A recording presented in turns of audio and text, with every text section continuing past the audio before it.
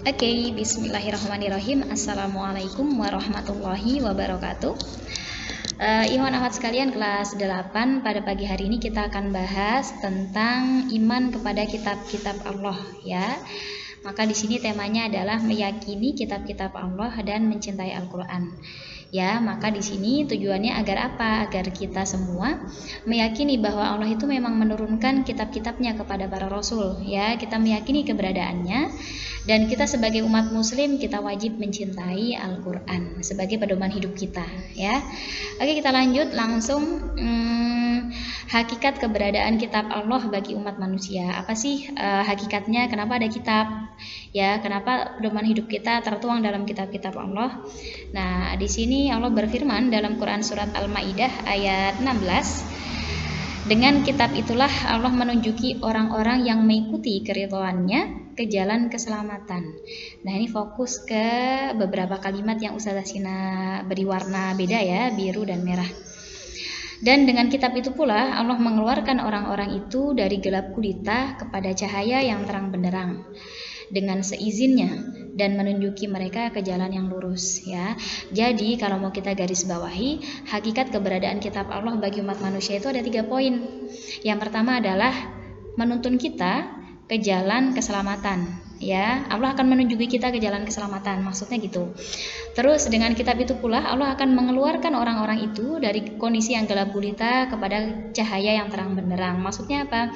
Maksudnya ketika kita sebagai umat manusia kita hidup tanpa ada pegangan hidup, tanpa ada pedoman, pastilah kehidupan kita tidak akan sesuai atau tidak baik, atau bisa jadi kita akan terjerumus dalam jalan kehidupan yang tidak baik atau yang buruk atau yang salah yang mencelakakan kita, ya. Maka dengan adanya kitab ini, dengan adanya tuntunan dari Allah melalui kitab atau firman-Nya, itu akan menyelamatkan kita, ya, sebagai umat manusia ke cahaya yang terang benderang, ke jalan yang benar, maksudnya gitu. Maka di sini dilanjutkan, ya, dilanjutkan dan menunjuki mereka ke jalan yang lurus, maksudnya ya. Artinya dengan adanya pedoman, dengan adanya kitab yang kita pelajari isinya, yang kita amalkan, itu insya Allah akan mengajak kita atau membawa kita ke jalan kebenaran atau jalan yang lurus, ya. Jadi ini adalah fokus bahasan kita. Oke, kita lanjutkan. Nah, perhatikan tabel. Ini ya, ini peta konsep yang akan kita pelajari dalam bab ini. Meyakini kitab-kitab Allah, mencintai Al-Quran. Nah, nanti kita akan meyakini nih, kita akan belajar tentang ketiga kitab ini. Kita yakin bahwa Allah itu menurunkan kitab Taurat. Untuk siapa kitab Taurat diturunkan? Ayo kita review dulu ya. Kitab Taurat diturunkan kepada Nabi Musa, ya, untuk kaum Bani Israel. Lalu kitab Zabur, kepada siapa Allah menurunkan kitab Zabur? Kepada Nabi Daud, ya. Lalu kitab Injil diturunkan kepada Nabi Isa, dan terakhir kitab Al-Quran diturunkan kepada Nabi kita Rasulullah Shallallahu Alaihi Wasallam, Nabi Muhammad, ya. Nah, kita nanti diminta untuk mengetahui sejarahnya dan meyakini keberadaannya. Jadi kita yakin bahwa kitab ini memang ada dan Allah turunkan kepada para nabi, ya. Dan ini dijadikan pedoman hidup oleh umat terdahulu yang kisahnya semua ada di Al-Quran, maksudnya begitu ya. Nah, lalu endingnya adalah kita dituntun untuk memiliki sebuah sikap mulia, yaitu toleransi. Atau dalam Islam kita menyebutnya sebagai sikap tasamuh, ya. Tasamuh nanti ini akan kita pelajarin di bab kelas 9, ya. Nah, toleransi dan menghargai pemeluk agama lain. Lalu untuk kitab Al-Quran, kita nanti diminta untuk mengetahui sejarahnya, meyakini keberadaannya, kita membaca, memahami, dan memperdomani isinya atau mengamalkannya. Kalau anak-anak bahkan jauh lebih hebat, nggak cuma dibaca, dipahami, tapi bahkan dihafalkan. Nah, itu adalah satu amalan yang lebih baik, ya, karena anak-anak sekalian berusaha untuk menghafalkan Al-Quran, nggak hanya membaca aja. Nah, endingnya sikap mulianya adalah kita mencintai Al-Quran, rajin beribadah, rajin beramal solih, dan menjauhi maksiat, gitu. Oke, kita next lagi. Definisi apa sih iman kepada kitab-kitab Allah itu? Kita ambil dari kata iman. Iman ini artinya percaya, ya. Orang kalau percaya pasti harus ada bukti, ya kan? Nggak mungkin anak-anak sekalian bilang aku percaya tapi anak-anak tidak membuktikannya, ya, karena percaya itu letaknya di hati, maka harus ada buktinya. Buktinya apa?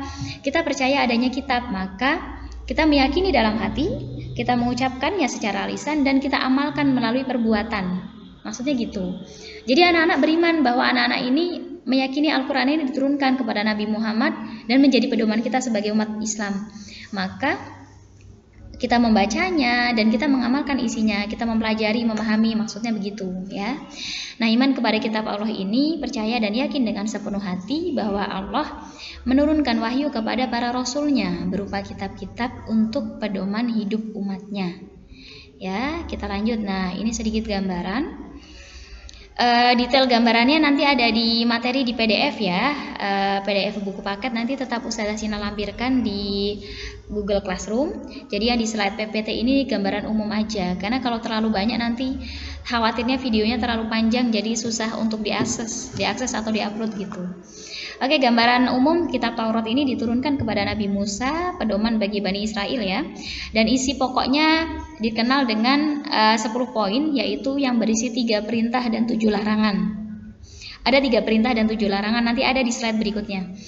Lalu kitab Zabur, ini disebut juga Mazmur ya. Yang berisi nyanyian atau pujian kepada Allah atau kepada Tuhan Yang Maha Esa, yang dulu orang diajarkan untuk memahami bahwa Tuhan kita hanya satu, mengesahkan Allah aja.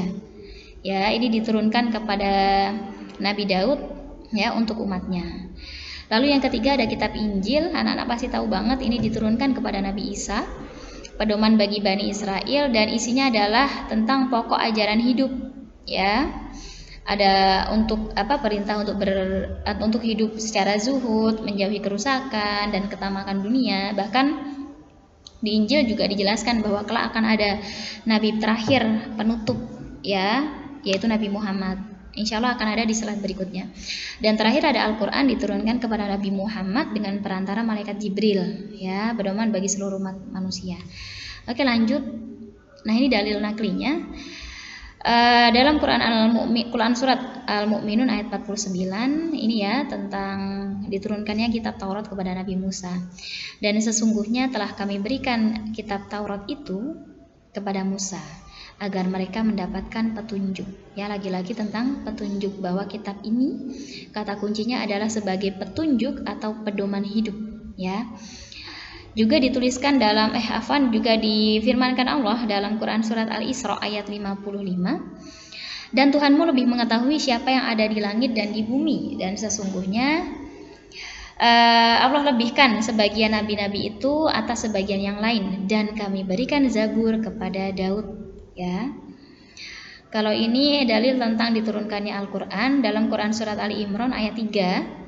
Dia menurunkan Alkitab atau Al-Quran kepadamu dengan sebenarnya, yaitu membenarkan kitab yang telah diturunkan sebelumnya dan menurunkan Taurat dan Injil.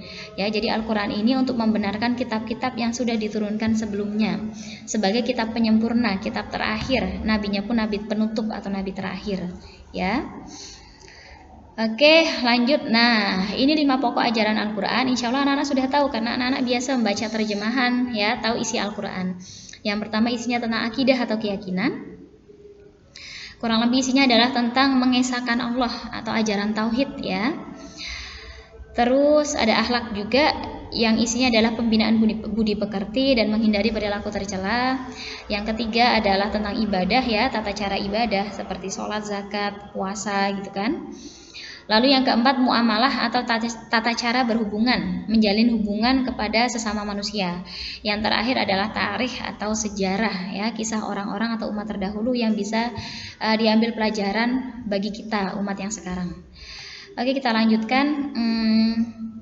Ini adalah keutamaan Al-Quran ya. Apa sih keutamaan Al-Quran dibandingkan kitab yang lain? Nah, isinya lengkap, mencakup segala aspek kehidupan, dan Al-Quran ini akan sesuai dengan perkembangan zaman. Artinya dari zaman dulu sampai zaman sekarang isinya itu sesuai banget atau bisa menyesuaikan ya. Jadi kepakai semua meskipun zaman dulu maupun zaman sekarang, pedomannya tetap Al-Quran isinya karena melingkupi semua hal dalam kehidupan kita ya. Lalu susunan bahasanya sangat indah, membaca dan mendengarkannya merupakan ibadah ya. Jadi kita baca, kita menyimak itu udah dihitung ibadah sama Allah. terpelihara kemurniannya hingga akhir zaman, isinya tidak mengalami perubahan. Jadi Allah sendiri yang berjanji memelihara kemurnian Al-Qur'an ini hingga akhir zaman, ya.